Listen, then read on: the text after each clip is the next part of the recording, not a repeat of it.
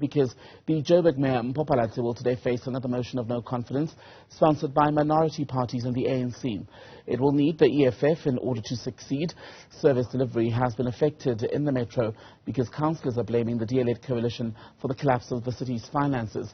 Let's talk about the impact of all of the political bickering in the Joburg Council now with Pranish Desai from Good Governance Africa. Pranish, a very good afternoon to you. Grateful for your time and patience today. When you look at what's played out in the Joburg metro in the last 2 months or so, are residents the biggest losers? Good afternoon to you and your viewers as well. Yes, residents are certainly the biggest losers of any friction at the level of metropolitan councils.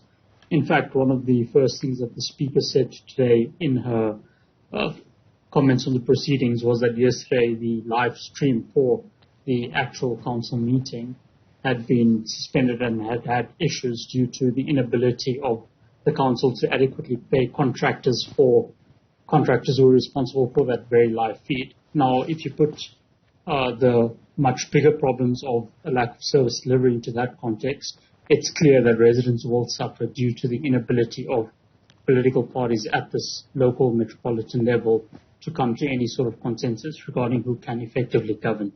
And we're already seeing how the constant changing of the hands on the levers of power in Joburg can indeed impact accountability and the delivery of basic services, because some contracts, when you look at them, the one side says, well, the DA signed that contract. The DA says, well, that was signed by the ANC and we don't feel we should proceed. But ultimately, when you're losing things such as vehicles being used by the metro, when we don't know who's now responsible for stalled delivery in a particular area, how do we even begin as an electorate to hold the politicians accountable? Is the best bet to wait for the next local government election?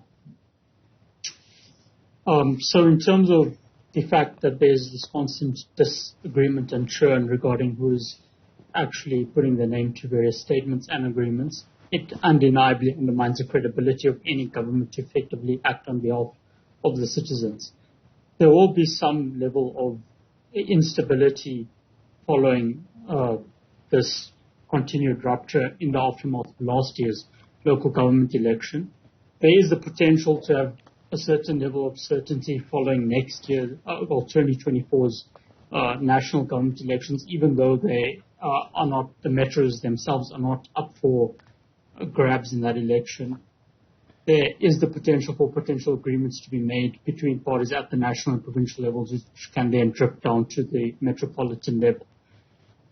But ultimately, the current state of metropolitan municipalities, especially the city of Johannesburg, is politically divided, and there's both an ineffective and fractured incumbent government there, and also an ineffective and fractured opposition coalition. Mm-hmm.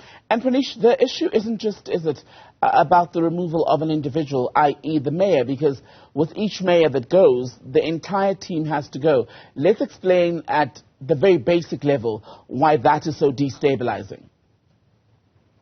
It simply creates uncertainty. Municipal managers and the actual civil servants who work in municipal offices have to operate under the prevailing circumstances of this uncertainty. Beyond that, the politicians themselves are just constantly engaging in fights and disagreements and an inability to come to any consensus to form a new government which can effectively allocate responsibilities, orders, sign credible contracts. And as a result of this instability, you see things like 2 billion rand loan from the DBSA unable to actually pass credibly despite the support of an incumbent government and despite the previous support of the ANC during the previous period, the previous month when they were in charge.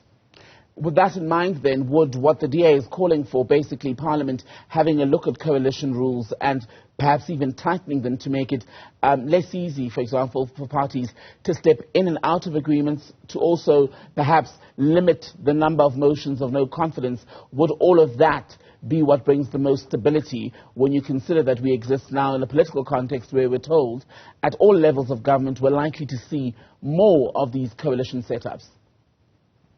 Yes, given that we are increasingly moving towards coalition governments across all levels of government, it would be helpful if Parliament reviewed the rules surrounding coalitions as they exist.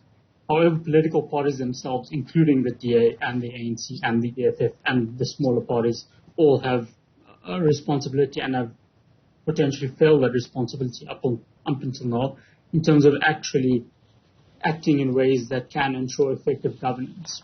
For example, last year, at the end of the election, while the ANC has significantly reduced support in the city of Johannesburg in the last 10 years, it was still the largest party.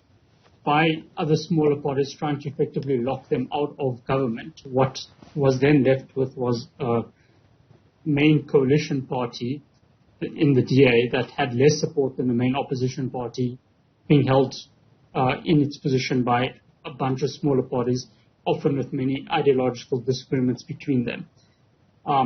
Similarly, the ANC has been unable and shown an unwillingness to accept and take responsibility for the fact that in the city of Johannesburg itself, its vote shares halved in the space of 10 years, going from close to 60% in 2011 to just over 30% in 2021. Right. The inability of parties to accept responsibility for their own actions, as seen in their reduced vote counts, is a clear sign that Parliament and national institutions have to step in. So that's on the coalitions themselves and the multiple political figures involved, for example, in Johannesburg. I wonder, outside of the mayor, the MMCs, the speaker, if there's anything that can be done at a legislative level to protect services to be able to function optimally, even outside of who's in charge, because we do need people to sign or give the go-ahead for so much of what the voters need.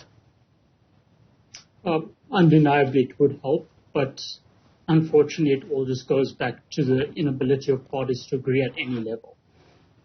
Potentially, the ANC and the DA might need to start more actively dealing with one another. They are the two largest parties in this city, and also they are the two largest parties in the country.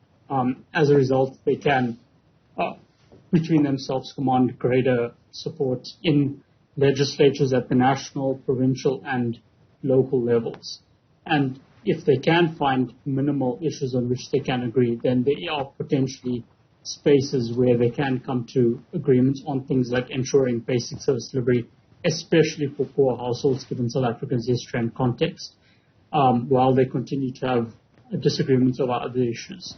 So it would require the two biggest parties in the city and the country as a whole to find some degree of agreement and alignment, because without that happening, the math simply doesn't work. Pranish, Desai, good to speak to you, sir. Thank you very much from Good Governance Africa. Let's move on now.